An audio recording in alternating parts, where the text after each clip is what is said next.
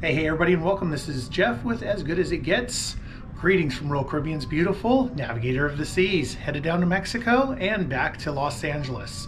Familiar ship, we were just on this in February, but different cruising, different stateroom. Let's go.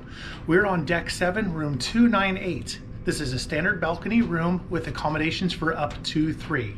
So let's go check it out. Christmas cruise 7298. Of course, we decorate our rooms, as we always do. So I do a thorough room tour. Let's go check this out. Start where the business is done, since it's right where you enter. Typical cruise shower. You do have the 2-piece door that opens up like a Pac-Man. You got the removable shower head. Standard vacuum toilet. A little bit of shelf space, countertop space for the sink. And you do have storage behind the mirror. Got 3 shelves there, and you do have 1 shelf underneath the sink. Your climate control adjustment that does absolutely nothing. Your full-length mirror to say, hey, how you doing? All the way down to the floor, we have our computer bags here. For those of you who are just joining the channel, welcome. I do show our rooms as we're living in them in the middle of the cruise. That way I can show you how storage is on the stateroom. Use our magnetic hooks to hang my hats. And you do have a couch. Now this sofa does not fold out. However, Alex, he sleeps on the couch. He loves his couch beds, and it accommodates him very well. He does not take up the entire length of the couch. But for those who do not want to sleep on the couch, you do have the Pullman style bed that folds down over the main bed. And speaking of the main bed, you do have the standard king size bed, but it is able to be separated into 2 twin size beds. So what your stateroom attendant will do is they will put these nightstands on the left and right of the bed in the middle and just put the bed separated there. And of course, talking about storage, you do have plenty of room underneath the bed. That is our huge check-in bag.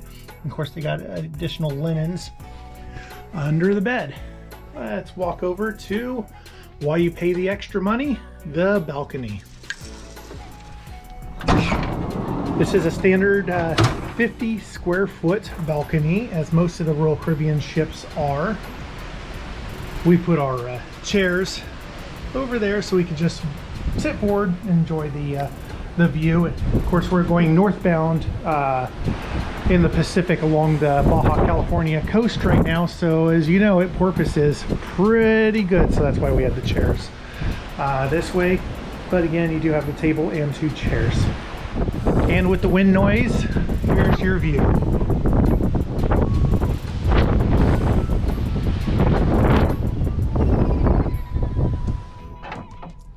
All right, just closed up and secure. You do have the child lock right here. So if you do have little ones who manage to unlock the door, it's unable to be opened. So you do have that added security.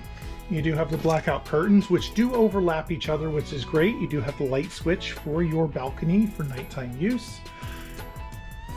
Now let's go ahead and continue clockwise like I usually do around the room tours. You have your standard Royal Caribbean TV. Your safe, which we don't have anything in there right now. You do have 2 shelves. Just jam some shorts and some miscellaneous things in there. Let's go ahead and pan down right below the TV. You do have your cooler and got a couple bottles of water left in there. You have 1 small drawer right here, 3 more drawers there. Tilt this chair back. You do have a sliding door right there to throw whatever you need to. The room is equipped with a hairdryer, so you do not need to bring a hairdryer with you. More stuff for Chris's cosmetics. And you do have storage on both sides of the vanity. 1, 2, 3, 4 shelves. This is a illuminated vanity, so you're able to light up the room and light your face up to use your cosmetics. 4 more shelves right there. Now let's go ahead and talk about power, as I really like to talk about because everybody needs to know.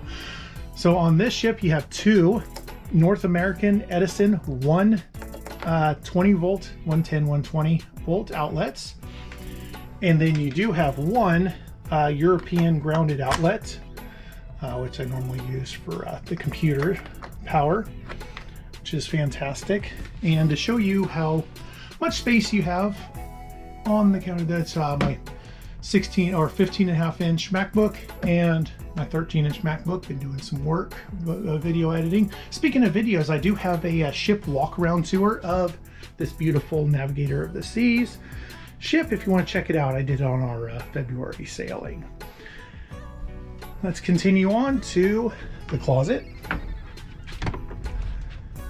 1, 2, 3, 4, 5, 6 shelves on that side. And then you have plenty of hanging space right here.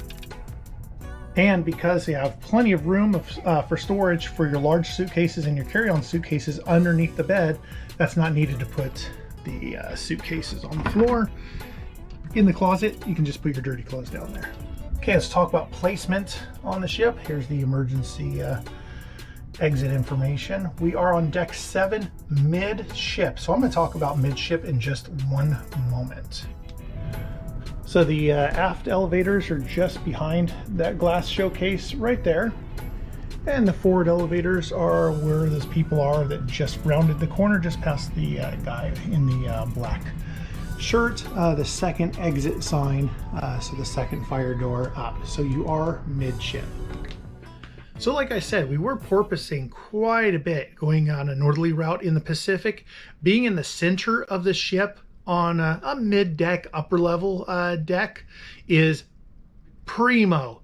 If you have any motion sickness issues or just want some center stability because you're in the center of the axis and you are further up. This is, let's see, the pool deck is deck 11, the sun deck is deck 12. So placement of this room is very nice because Adventure Ocean is up on deck 12, pool deck is deck 11 with the windjammer, and you are close to the aft elevators. And then you have the Rural Promenade, which is located on deck 5. So the only amenities besides staterooms that are on deck 7 is the library / card room. Not really a library, more a card room, located near the aft elevator banks, midship. In between the elevator banks. So you're not too far from the library card room if you just want to kick back there, play some games or do some computer work at the tables. So this is a primo location. However, there is nothing else on deck 7, no other amenities. So that means you have minimal amount of traffic. Would I book this room again? Absolutely. This has been a fantastic location. We've taken the stairs for the most part, going up and down all around the ship. Diamond Club is on deck 5 forward. So we just walk down 2 flights of stairs and there we are. There's 3 of us on this cruise, Alex, Chris, and myself. So of course, Alex loves the couch bed, which has worked out great. We haven't had to worry about the Pullman sofa being deployed out of the ceiling, so our room attendant has loved that. One less thing for her to do. But as far as placement of this room, again, it's been nice and quiet. We don't hear our neighbors. It has a standard size balcony. The room has been great. So this would be a favorable room if you are cruising with up to 3 people. Hey, thanks for hanging out with me as I take you around this stateroom 7298 on Royal Caribbean's Navigator of the Seas. I'm Jeff. Thanks for watching As Good As It Gets. Don't forget to like and subscribe to our channel for more stateroom tours, more ship tours, more tips, tricks, travel, cruises, RV, just everything. Again, we do focus on traveling with kids, so I do overly emphasize this couch bed. I do emphasize the Pullman sofa, having a quiet room. So if you do have a kid who needs to take a nap, or you want to take a nap while your kid's at Adventure Ocean between 2 to 5 on the sea days, hey, this is a great room, nice and comfortable.